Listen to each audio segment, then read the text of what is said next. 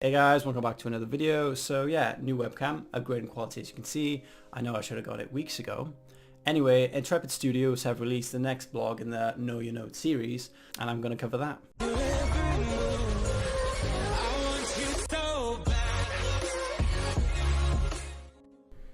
Okay, so here we are at Know Your Nodes, part 2, Advance and Destroy.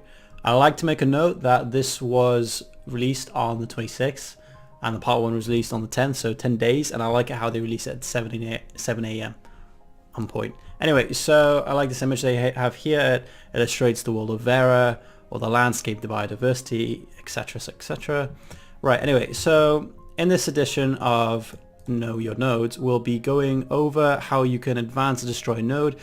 If you missed our previous article in the series, we highly recommend the first one, the basics. As a disclaimer, we want to note that our game is still in development, so all design decisions are subject to change, which is very true, during alphas and betas, which are later this year.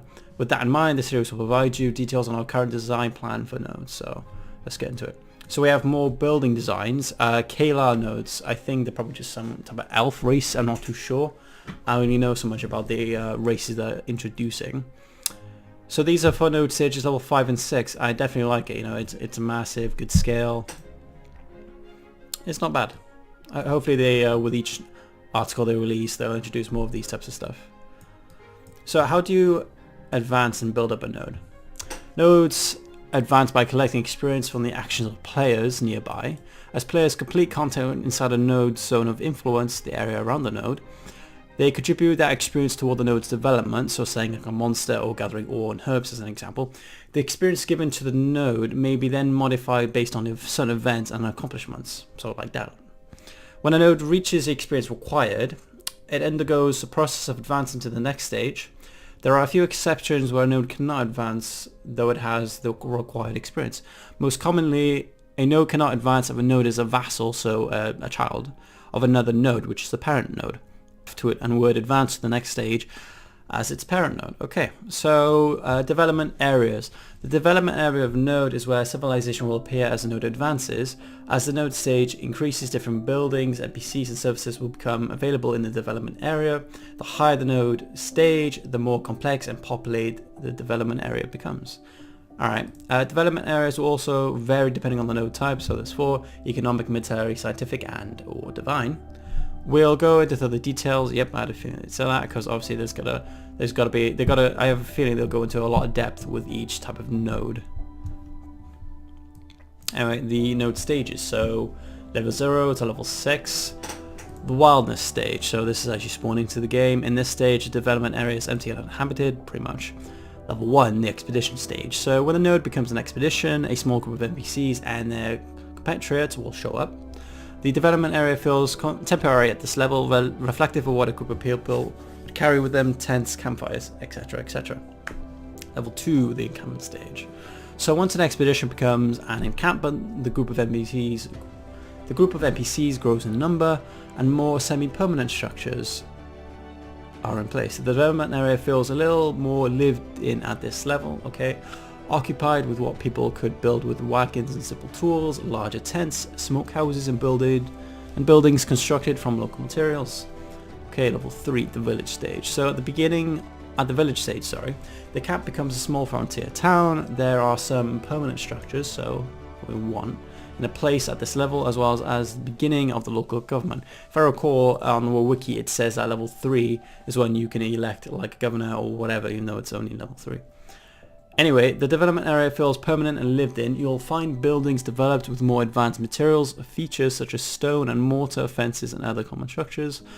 The village stage will also unlock a special building that grants unique utility to its node type. Again, military, economic, divine or scientific. We'll share further details on those buildings in the future entries in this series that cover each specific node type. Okay, I'm looking forward to that. Level 4, the town stage.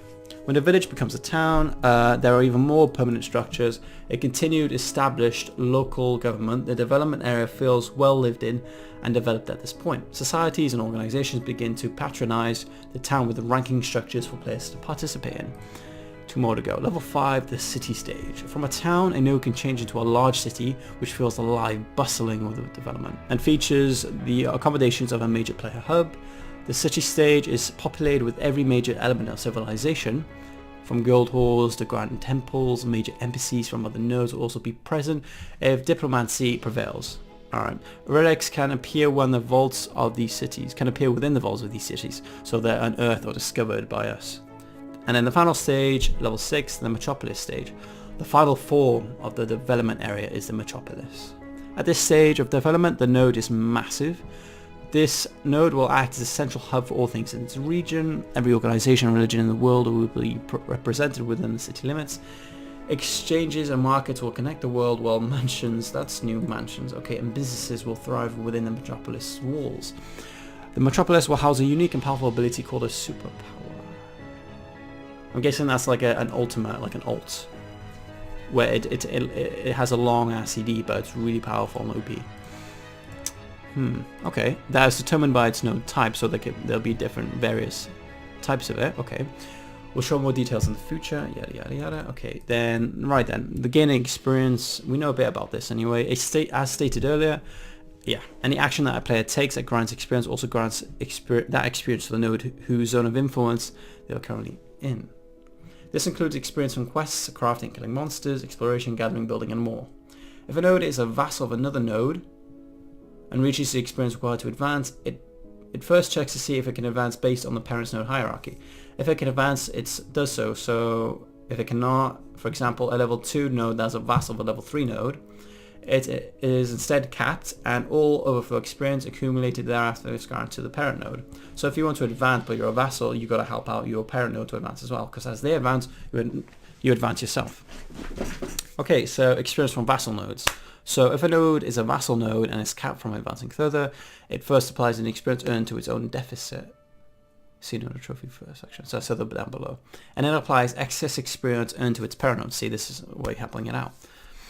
If the parent node advances and the vassal is able to grow, you become uncapped. So, okay, if a node is capped and both a vassal and has its own vassals, so you're like, you have a father and you have like children yourself. I don't know why I'm putting it like that, but whatever. Any experience from itself or its vassals is first applied to their own deficit. Any experience beyond that is then sent to its parent node. So it's filling you up basically. Any damages or whatever. Cultural experience. Each player's contributed experience is flagged with their character, race, and other identifiers. So when a node advances, the race with the highest experience contribution determines the node's style and culture. Okay. This style and culture change can happen at every node stage. So for example, if a node advances to level 2, encampment stage, and 51% of all experience was earned by Renkai players, which I think are human, I could be wrong, the node will be a level 2 Renkai node. Oh, I like that, that's very nice. So there are 9 races as far as I know, so there'll be a little bit of competition there. So whatever race gives the most contributed experience, that node will represent their faction, that race, whatever, their culture and all their buildings. If that same node advances to level 3, the village stage node, but the Pyri, which I think are elves, it contributed 6% of all the experience earned, then the node will be a level 3 Pyri node. At least I think I'm saying it right. Cultural influences bring more than just the aesthetic and storyline changes. Benefits are granted to the dominant culture with that node zone of influence. I like that. That's another thing that is coming to Ashes of Creation. Benefits are granted to the dominant culture within that node zone of influence. Oh, that's another nice thing to look forward to. Okay. So events and accomplishments. The experience granted to nodes by players can be modified by certain events and accomplishments within the node. The loss of a war can hinder growth by reducing incoming experience, makes sense. Whereas a victory, may increase the incoming experience. A successful completion of a new trade agreement with another node can boost incoming experience with the completion of a specific quest or achievement. I need to slow down a bit. The system is designed to encourage success and cooperation with the citizens of the node to aid in the ultimate growth of a node. Okay. Oh, we got more here. Kalar node. I don't know who Kalar node are. I don't know that race in particular. And here we got more designs for the Kalar race. I don't know which of the 9 races they are currently, but I like this. It's very nice, very rich, very posh. For again, node 5 and node 6. Yeah, like I said, if every node series they introduce more of these, that's good. How do you de-level and destroy a node? So node atrophy, this is what it says before. All nodes have have an experience deficit that accumulates daily. The deficit is based on the current level of the node. Experience earned is applied to the deficit. Then any excess is added to the node's experience pool. At the end of the day, any remaining deficit is subtracted from the node's experience pool. If the deficit would cause the node to drop another required experience for its current level, certain flags will appear to notify the citizens that all is not well in their node after a short period. If their trophy is not addressed, the node will then delevel. Okay, I like that. If a node delevels, it returns to the previous stage but keeps the racial style it had before deleveling. Okay. A node cannot delevel more than a single level at a time. For example, a level 2 node would become a level 1, or a level 1 node would become a level 0. If deleveling would cause a node to lose its vassals, it does. Okay, that's good, because what if you're a vassal and you want to advance on your own, you want to be greater than your parent node, you can't really declare a war against your parent node. It's one of the rules that they're introducing with Ashes of Creation. But if your parent node delevels, it loses all its vassals, so then the actual vassal nodes are in a good place. And then this is what I was looking forward to in this article, node destruction. So nodes can be destroyed starting at level 3, okay, the village stage, and are destroyed through sieges. Sieges are started via an item which is acquired through a quest line that scales in difficulty with respect to the level of the node which is being targeted for the siege. I like that, that's new, that's creative, because compared to most games out there that actually do sieges, from what I know, it's just one click of a button, but this time it's giving you the incentive to get off your ass and do something. Once the item is brought to the node, that's another one, and is activated, the decoration period begins and a countdown is initiated for players in the regions to see. This countdown runs for a number of days equal to the level of that node being sieged. Okay, that gives you time to prepare and analyze the enemy. Once the countdown is complete, the siege begins. There is a cooldown between sieges and players must wait an amount of time after an successful siege before a new siege can be declared. The higher the node level, the longer the cooldown between sieges. If a siege is successful, then the node is brought to level 0. Damn, that must be bad. Imagine it being like level 5 and then you go down to level 0. That's not good. That would take a lot just to bring down a level 5. If a siege is successful, then the node is brought down to level 0. And any freeholds owned by the citizens of the node are destroyed. So player housing, I think. Destroyed freeholds are subject to material loss, and blueprints for them are mailed to the player to utilize future developments. Yeah, because if you, if you spend the first 100 hours in a node, which is like a level 6, and a siege, and it's destroyed because it reaches level 0, then all that, hard work and effort you poured into is just gone. That's why I like what they're doing with the blueprints, because everything you've worked up to, you've earned, is not just lost, it's not just thrown away into the ashes. It's mailed back to you, so I like that. So nothing is really lost, technically speaking. In order to allow the player to keep their thresholds allowed and structure, there we go. And we got more. Kayla Fortification Barracks. Wow, they're giving us a lot of designs. I like this. So it's showing you like probably a level 3, level 4, level 5, level 6. I like that. Give me more. So as areas in the world grow, others will fall. This is the foundations of the living, breathing world that is Ashes of Creation, where players will have the ability to make important decisions that matter in the longevity of an area becoming a city, or whether to siege a rival town. Rise above the ashes, create the world around you and be a part of the story that unfolds because of your actions and decisions. So in the next Know Your Nodes article, we'll be covering scientific node, so be sure to follow us. Okay. Alright, okay, so they're literally going right into the 4 types of nodes. Okay, nice. My thoughts. I definitely like what they're doing so far with nodes, especially with all the diversity and variation surrounding the nodes, especially with the race contribution.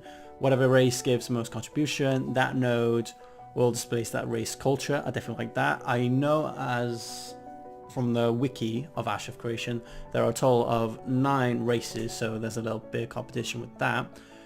We got to know more about de-leveling with a node.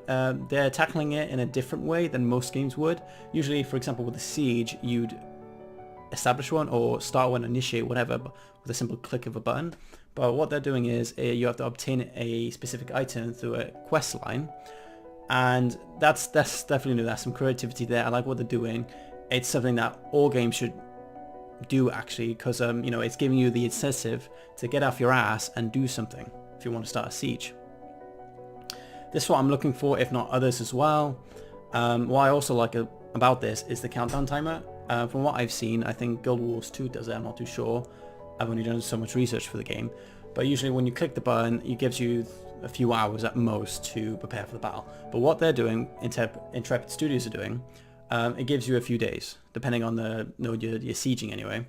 And that's good because it gives you the time to prepare for the battle and analyze the node you're about to siege as well. I absolutely want to know about the superpower ability the nodes are going to get. Some speculation here, maybe like a time stop ability, which stops the enemy in their tracks. It holds them for like a full minute. It's a bit OP, I know, but it could turn the tide of battle in an instant. Say how the enemy are going about tackling you, sieging you. Say it would take 1 more minute before you've lost a siege and you de-level. In that moment of time, you decide to hit that superpower ability. You freeze the enemy. That gives you 1 minute. That 1 minute to turn the tide of battle. Everyone has high morale. They're like, okay, we got our last final chance now. Let's do this. Like that as an example. Okay guys, so that was the video. Thanks for watching. I hope you enjoyed it. And if you did, make sure to hit the like button down below, subscribe to the channel and hit the notification bell for future uploads.